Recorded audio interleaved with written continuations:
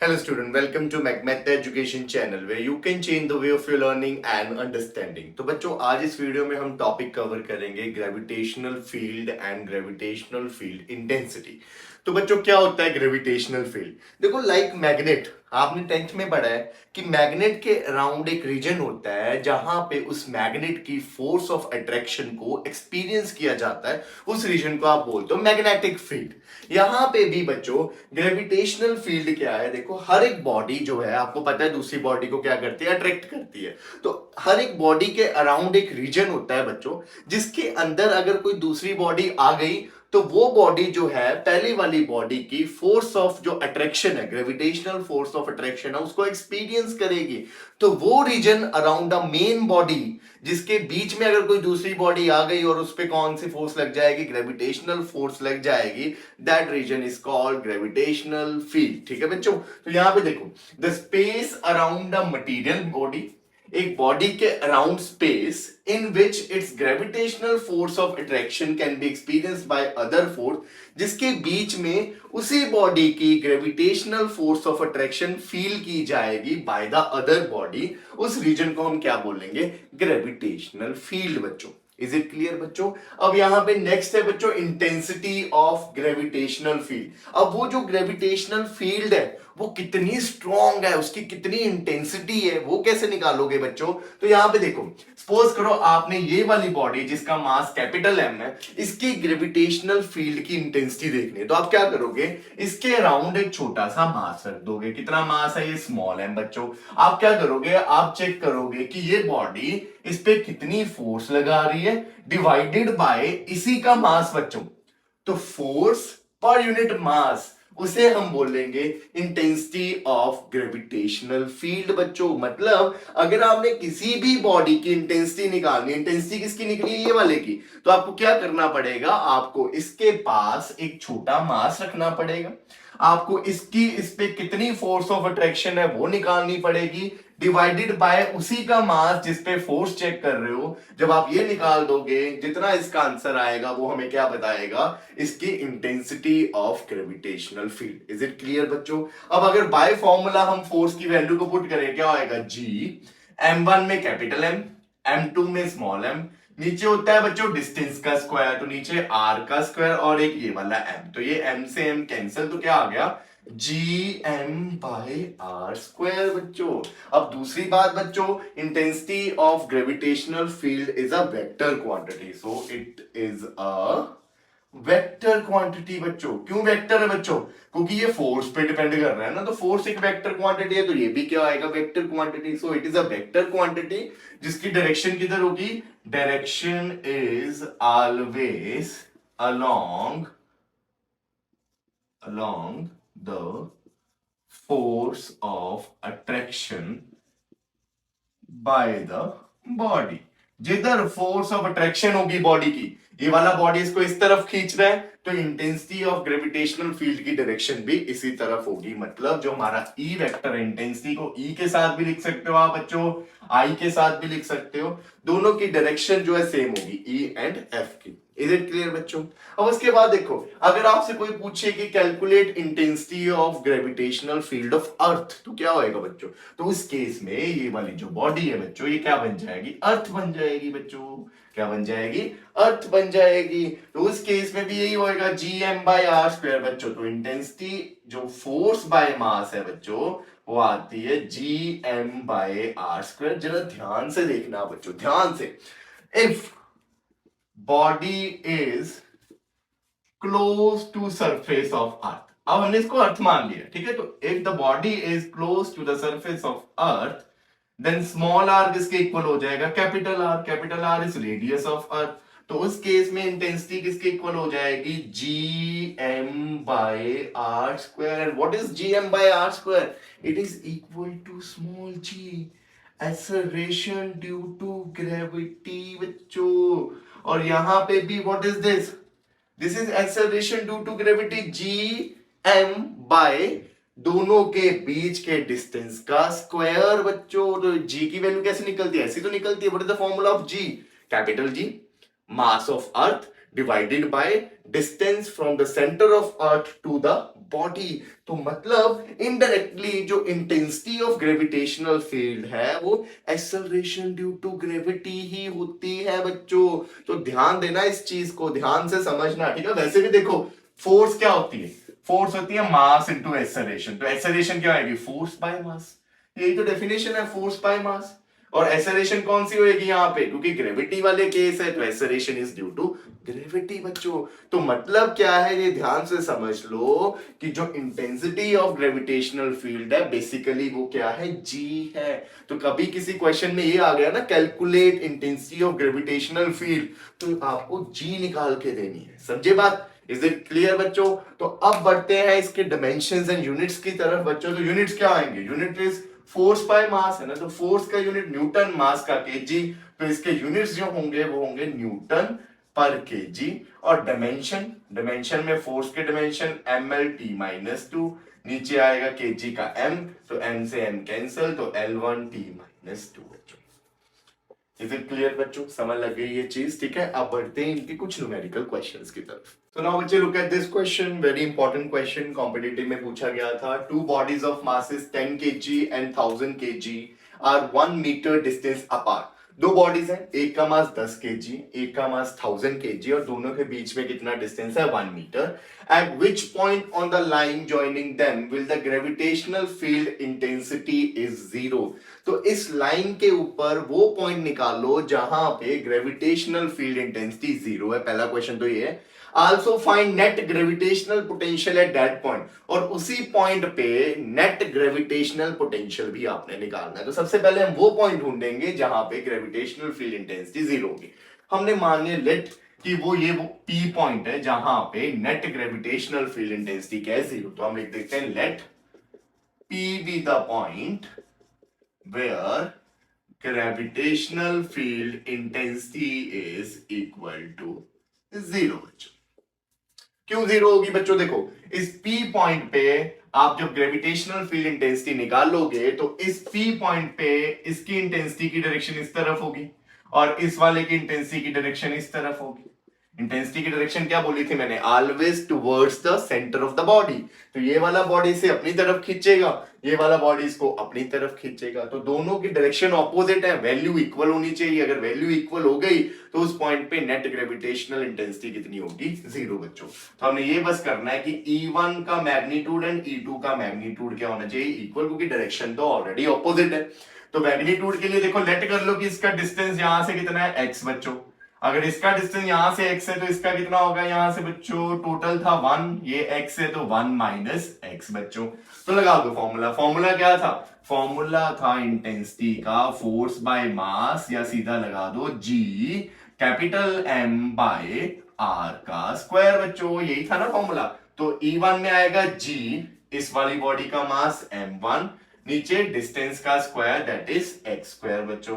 यहां पे आएगा g M2, इस वाली बॉडी का डिस्टेंस कितना है, 1 माइनस x का होल स्क्वायर बच्चों। ये g से g हो जाएगा कट, M1 की जगह 10, 10 by x square equal to M2 की जगह 1000 बाय 1 माइनस x स्क्वायर बच्चों। ये चीज आ गई। उसके बाद आपने क्या करना है, देखो ये 0 से 0 काट दिया, तो 1 by x square is equal to 100 को लिख दिया मैंने 10 का स्क्वायर, 1 minus x square, square root कर दो दोनों साइड्स। ऐसे ही होगा ये, क्योंकि आपको पता है दोनों तरफ स्क्वायर स्क्वायर वाली टर्म है ना, 1 को भी आप 1 का स्क्वायर लिख सकते हो, तो स्क्वायर रूट कर दो बोथ साइड्स, जिससे ये स्क्वायर्स कैंसिल हो जाएंगे। क्या बचेगा, 1 by x equal to 10 by 1 minus x. Cross multiplication, next काम x की वैल्यू निकाल दो, 1 minus x is equal to 10x, तो 10x ये इधर चला जाएगा, plus x is equal to 1 हो जाएगा, 11x इक्वल टू 1 हो गया, तो x की वैल्यू आ गई 1 बाय 11 मीटर बच्चों। मतलब इतने डिस्टेंस पे जो ग्रेविटेशनल फील्ड इंटेंसिटी होगी वो कितनी हो जाएगी, 0 बच्चों। अब हम निकालेंगे कि इस पॉइंट पे कितना ग्रेविटेशनल पोटेंशियल होगा। तो बच्चों पोटेंशियल का फॉर्मूला आपको पता होना चाहिए, पिछली वीडियो में न्यूमेरिकल्स करवाए थे। पोटेंशियल का फॉर्मूला होता है minus G M by R बच्चों। और पोटेंशियल कौन सी क्वांटिटी है, स्केलर क्वांटिटी है बच्चों। तो अगर आपने यहाँ पे नेट पोटेंशियल निकालना है तो कैसे निकलेगा, इस वाली बॉडी का पोटेंशियल निकालो, इस वाली बॉडी का पोटेंशियल निकालो और दोनों को सिंपली ऐड कर दो, क्योंकि वो एक स्केलर क्वांटिटी है, स्केलर क्वांटिटी में डायरेक्शन तो होती नहीं है, तो सीधा ऐड कर दो टोटल के लिए, ठीक है। तो total potential at P is equal to V1 plus V2। V1 क्या आएगा minus G M1 by distance कितना है यहां से लेके यहां तक x, और V2 कितना आएगा minus G M2 by distance कितना है 1 माइनस x बच्चों। तो ये माइनस और G मैंने कॉमन निकाल दिया, यहाँ बचा M1 बाय x और यहाँ बचा plus M2 bye 1 minus x बच्चों। तो माइनस G M1 इज 10 और x कितना था 1 by 11 plus M2 is 1000, 1 minus x की जगह 1 बाय 11, ठीक है बच्चों। तो ये माइनस जी, ये 11 ऊपर चला जाएगा तो 11 इंटू 10 प्लस 1000, ये 11 एलसीएम लिया, 11 माइनस 1 इज 10 और ये नीचे वाला 11 ऊपर चला जाएगा, यहां से ये कैंसिल हो गया बच्चों। तो माइनस जी 110, ये बन गया प्लस 1100। अब ये कितना बन गया माइनस जी 1210, तो -1210 जी बच्चों, ये बन गया ना, बन गया है ना। जी की वैल्यू को यहाँ पे पुट करना, आपके पास आंसर आ जाएगा। और यूनिट्स क्या होते थे इसके, यूनिट्स होते थे इसके जूल पर केजी बच्चों, ठीक है। जी की वैल्यू को यहाँ पे पुट कर देना, जी कितना होता था 6.67 इंटू 10⁻⁻11। इज इट क्लियर बच्चों। तो बढ़ते हैं अब नेक्स्ट क्वेश्चन की तरफ। Look at this question. Calculate the magnitude of intensity of gravitational field intensity at point P. तो बच्चों आप लोगों ने यहाँ पे इस P पॉइंट पे नेट ग्रेविटेशनल फील्ड इंटेंसिटी निकालनी है due to these two bodies, जिसका मास है पहले का 800 kg एंड दूसरे का 600 kg। तो देखो बच्चों, आप सबसे पहले आप इसकी इंटेंसिटी निकालोगे इस पॉइंट पे, लेट इट बी E1। तो E1 की डायरेक्शन किधर होगी, ऐसे अंदर की तरफ, पता ही है आपको, है ना। आपने क्या करना होता है, आपने बॉडी को उस पॉइंट के साथ स्ट्रेट लाइन के साथ ज्वाइन करना है और उसी लाइन के अलोंग जो डायरेक्शन होगी that is towards the body, क्योंकि फोर्स की डायरेक्शन के अकॉर्डिंग ही ई की डायरेक्शन होती है और फोर्स अट्रैक्टिव है तो ई भी अंदर की तरफ ही आएगा। सिमिलरली E2 की डायरेक्शन ऐसे होगी, इस तरफ अंदर की तरफ बच्चों। तो सबसे पहले E1 एंड E2 निकालते हैं। तो E1 क्या होएगा बच्चों, as per the formula E1 is G M1 by R1 का स्क्वायर बच्चों, यही होता है। वैसे formula is force by mass, force तो पता ही नहीं है तो सीधा ये फॉर्मूला लगाओ G M1 bye R square बच्चों। तो G को ऐसे ही रहने देते हैं, मास इज 800 kg, तो 800, और डिस्टेंस की बात करें तो डिस्टेंस इज 0.20, तो 0.20 का बच्चों आ गया ये यहाँ पे स्क्वायर बच्चों। अब इसको ओपन करते हैं, यहाँ पे G इंटू 800, यहाँ पे 0.20 को 2 बार लिख दिया, 0.20 एंड 0.20 बच्चों।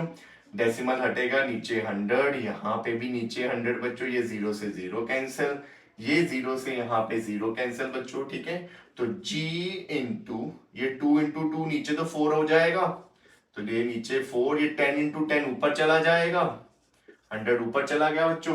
तो 4 2 हो गया 8 बच्चों, तो ये बन गया 2 इंटू 1 2 3 4, 2 इंटू 10⁻4 जी। जी की वैल्यू को बाद में पुट करेंगे तो E1 आ गया। अब सिमिलरली E2 निकालते हैं, तो E2 आएगा G M2 बाय R2 का square. G as such, M2 is 600, R2 कितना है 0.15 का स्क्वायर है, तो 2 बार लिख दिया नीचे मैंने, ये चीज हो गई बच्चों। डेसिमल हटेगा 100, यहाँ पे भी 100 है ना, G इंटू 600, ये दोनों 100 भी ऊपर चले जाएंगे और नीचे आएगा 15 इंटू 15 बच्चों, ठीक है। तो 15 4 60, तो ये 40 हो गया बच्चों।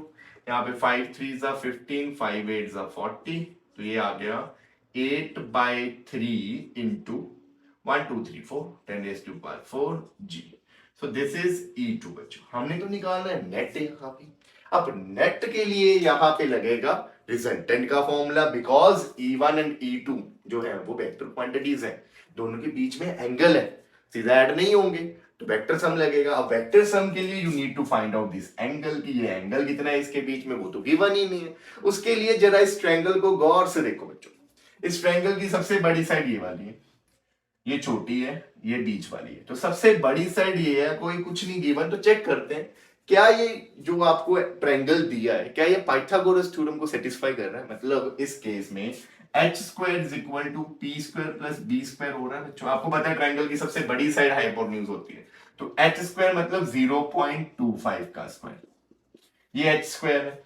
पी स्क्वायर कितना है, पी इनमें से किसी को भी पी मान लो, तो 0.20 का स्क्वायर प्लस बेस में 0.15 का स्क्वायर। जरा मैं इस साइड को चेक करता हूं पहले, ठीक है। 0.20 मतलब कितना हो गया बच्चों, 0.20 इज 0.400, यही होगा ना। 20 का स्क्वायर इज व्हाट, 20 का स्क्वायर इज 400, और डेसिमल भी डबल था, तो डबल के बाद ये कितना हो जाएगा, 4 के बाद आएगा ना, तो यहाँ पे आएगा 0.0400। इज इट क्लियर बच्चों। यहाँ पे 15 का स्क्वायर कितना होता है, 15 का स्क्वायर होता है बच्चों 225, है ना। तो डेसिमल को की स्क्वायर है, तो डेसिमल 2 डिजिट के साथ था, अब 4 डिजिट के साथ आएगा, तो 0.0225, that is 0.0625, which is what, which is the square of 0.25। 25 का स्क्वायर 625, डेसिमल भी 2 है डिजिट के बाद है, तो 4 डिजिट के बाद लगेगा स्क्वायर के बाद, तो सही आ रहा है, ये इक्वेशन को सेटिस्फाई कर रहा है। इसका मतलब ये जो ट्रायंगल है that is a right angle triangle because it satisfied Pythagoras theorem, है ना। Pythagoras theorem को satisfy कर रहा है, तो our triangle is satisfying Pythagoras theorem, तो it means our triangle is right angle triangle। और right angle triangle में right angle कहाँ पे बनता है, right angle बनता है perpendicular and base के बीच में, तो ये perpendicular ये base था, तो इनके बीच का एंगल है 90 बबुआ। तो एंगल आपको लग गया पता, अब क्या निकालना है आपने, आप निकालना है आपने नेट। तो नेट इंटेंसिटी कैसे निकलेगी, E1 का स्क्वायर प्लस E2 का square plus 2E1 E2 cos of 90 cos 90 0, तो ये टर्म हो गई 0, मतलब E1 का स्क्वायर करो और E2 का स्क्वायर करो, तो E1 का स्क्वायर करोगे तो कितना आ जाएगा, 2 का square 4 into 10 raise to power 4 है, तो 10 रेज़ टू पावर कितना हो जाएगा 8 इंटू जी का स्क्वायर, प्लस E2 की बात करें तो 8 का 64, नीचे 3 का 9, 10 रेज़ टू पावर 4 का 10 रेज़ टू पावर 8, और साथ में जी का स्क्वायर बच्चों। अब दोनों टर्म्स में से देखो, दोनों टर्म में से ध्यान से देखो, तो ये कॉमन निकल जाएगा, ये कॉमन निकल जाएगा ना, तो 10 रेज़ टू पावर 8 कॉमन निकलेगा, रूट में से जब बाहर निकलेगा तो सिर्फ 10 रेज़ टू पावर 4 बन जाएगा। जी स्क्वायर कॉमन निकलेगा, रूट में से जब बाहर निकलेगा तो सिर्फ क्या बन जाएगा जी, तो अंदर क्या बचा, अंदर बचा 4 प्लस 64/9 बच्चों, ये बचा। अब एलसीएम ले लो, 9 4 36, 36 प्लस 64 100, तो रूट में बचा 100/9 बच्चों। बाकी यहां पे लिख देता हूं, मैनेज कर लेना। तो नेट जो आपकी इंटेंसिटी है वो कितनी आई, 100 हो गया 10 और 9 बन गया 3, ऊपर g into 10 raise to power 4, तो कितना आंसर आ गया 1/3 g into 10 raise to power 5 newton per KG. G की वैल्यू को पुट कर देना, जैसे जी की वैल्यू को पुट कर दोगे you will get your answer. Is it clear बच्चों। तो बढ़ते हैं अब नेक्स्ट क्वेश्चन की तरफ। So now बच्चे look at this question again, very important question। यहाँ पे क्या given है आपको, infinite number of masses, each of mass m are placed along a straight line at distance r, 2r, 4r, 8r from point O। तो यहाँ पे आपको ये given है बच्चों कि एक point O है, इस point से infinite masses placed है। कैसे कैसे placed है देखो, पहला जो मास है, हर एक का मास m है, ये कोमा यहाँ पे डाला हुआ, हर एक का मास m है, तो पहला मास जो है वो कितने डिस्टेंस पे है r पे, दूसरा जो मास है वो कितने डिस्टेंस पे है 2r पे, ऐसे जो बच्चे तीसरा मास है वो कितने डिस्टेंस पे है 3r पे, 3 नहीं सॉरी 4r पे, सोन अगला कितने पे 8r पे, फिर ऐसे चलता जाएगा, इनफाइनाइट नंबर है, ये आपको गिवन है। Find gravitational field intensity and gravitational potential at O। इस O पॉइंट पे इंटेंसिटी भी निकालनी है और आपने पोटेंशियल भी निकालना है नेट। अब देखो पहले बात करते हैं फील्ड की। तो फील्ड के लिए देखो, सभी मासेस की जो फील्ड की डायरेक्शन होगी वो किधर होगी, इस तरफ, ये भी इसको अपनी तरफ खींचेगा, ये भी इसको अपनी तरफ खींचेगा, ये वाला मास भी इसको अपनी तरफ खींचेगा, तो सभी की डायरेक्शन इसी तरफ होगी ना, सभी उसको इस तरफ खींचेंगे, चल भी चल, चल भी चल, है ना, सभी इस तरफ खींचेंगे, तो सभी अगर एक तरफ ही खींच रहे तो नेट के लिए you just have to simply add all the gravitational field intensities, बस ऐड करो आंसर आ जाएगा। तो आपने क्या करना है, नेट जी जो O पे वो कैसे निकलेगी, G1, G बोल दिया मैंने, E लिखो यहाँ पे, है तो E एंड G एक ही बात है, इंटेंसिटी और G एक ही बात है, पर E लिखते हैं। तो intensity at O is equal to E1 plus E2 plus E3 plus E4 so on up to कितनी टर्म्स है, इनफाइनाइट टर्म्स। ठीक है, तो E1 क्या आएगा बच्चों, सबसे पहली टर्म वो आएगी G, मास है M, डिस्टेंस कितना है बच्चों, डिस्टेंस है R तो R का स्क्वायर। दूसरी आएगी G M, डिस्टेंस कितना है 2R का स्क्वायर बच्चों। फिर आएगा G M 4R का स्क्वायर बच्चों, so on up to infinite. ठीक है, तो कॉमन निकला G M, अंदर क्या बचा 1 by R square, 1 by 2R का स्क्वायर, 1 बाय 4R का स्क्वायर, अगला क्या आना था 8R का square, so on up to कितनी टर्म्स है, इनफाइनाइट। अब जरा ध्यान से इसको देखो बच्चों, ये क्या है, ये एपी है, ये जीपी है बच्चों। अब देखो 10th में आई थिंक आपने एपी पढ़ी होती है, जीपी नहीं पढ़ी होती, तो जीपी का कैसे पता चलता है बच्चों। एपी का तो आपको पता है कि कॉमन डिफरेंस होने चाहिए, है ना, फर्स्ट एंड सेकंड के बीच में, सेकंड एंड थर्ड के बीच में डिफरेंस सेम होना चाहिए। जीपी में क्या होता है, रेशियो सेम होनी चाहिए, मतलब सेकेंड टर्म की रेशियो फर्स्ट के साथ करो, फिर इसके बाद थर्ड टर्म की रेशियो जो है बच्चों वो सेकंड टर्म के साथ करो। रेशियो जो है वो क्या होनी चाहिए, सेम होनी चाहिए। आर रेशियो के लिए, टर्म्स के लिए हम ए यूज करते हैं, तो R is A2 by A1, second term की रेशियो फर्स्ट के साथ, थर्ड टर्म की रेशियो सेकंड के साथ, ऐसे सोन। अगर रेशियोज इक्वल आ गई इट मींस योर जो सीक्वेंस है वो जीपी सीक्वेंस है।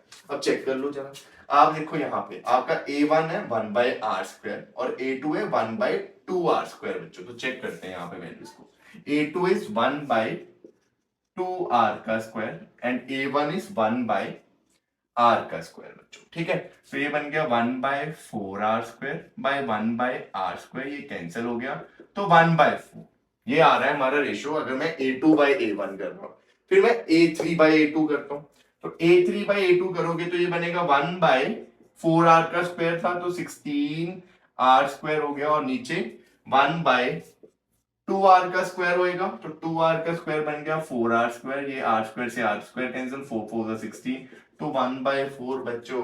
तो A2 बाय A1 करने पे भी रेशियो सेम आ रही है, A3 बाय A2 करने पे भी रेशियो सेम आ रही है, बस आगे करने की जरूरत नहीं। This is GP. तो ये जो सीक्वेंस बनी है बच्चों ये जीपी सीक्वेंस है, वो भी infinite.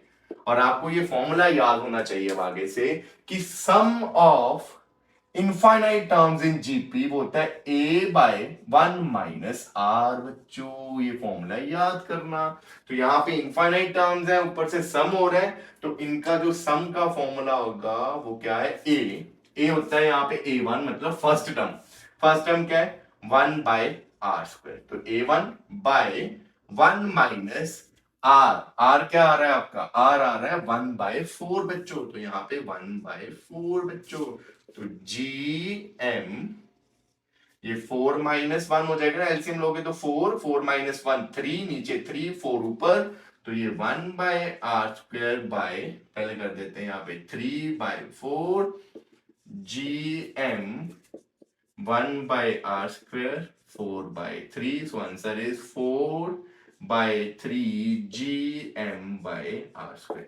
So this is net gravitational field at point O due to infinite masses. कितने masses है infinite, और हर एक का मास कितना है m बच्चों। Is it clear बच्चों? अब निकालते हैं O पॉइंट पे पोटेंशियल। सो बच्चों अब आपने O पे निकालना है नेट पोटेंशियल। वो कैसे निकलेगा, हर एक के पोटेंशियल को कर दोगे आप ऐड। अब पोटेंशियल तो वैसे ही कौन सी क्वांटिटी है, स्केलर क्वांटिटी है, तो डायरेक्शन का कोई चक्कर ही नहीं है, सीधा आप ऐड ही करोगे। अब पोटेंशियल का फॉर्मूला लगाते हैं, क्या फॉर्मूला था, माइनस जी मास, मास तो सेम है m बाय डिस्टेंस r, यहाँ पे स्क्वायर नहीं होता नीचे, ठीक है, तो सिर्फ r। अगली term minus G M by 2r, अगली term minus G M by 4r, so on. ठीक है, उसके बाद आप कॉमन निकाल दो, कॉमन क्या निकलेगा, माइनस जी एम आर, ये सब कुछ कॉमन निकलेगा ना। तो क्या बचा, पहली टर्म मत भूल जाना, पहली आएगी 1 अकेला, 1 क्यों आया, क्योंकि माइनस मैंने कॉमन निकाल दिया, फिर प्लस अगले में आएगा 1 बाय 2, फिर प्लस 1 बाय 4, सो ऑन, ऐसे ही ये चलता जाएगा बच्चों। इज इट क्लियर बच्चों?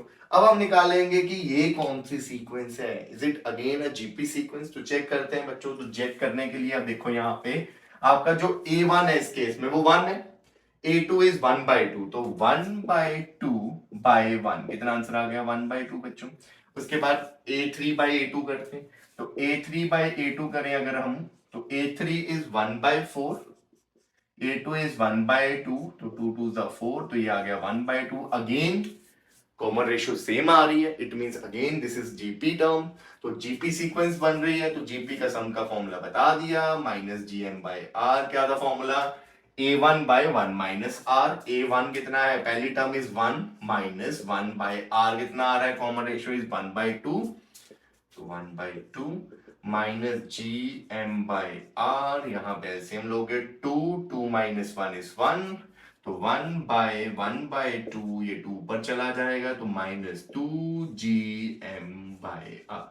सो this is net potential at O बच्चों। इज इट क्लियर बच्चों?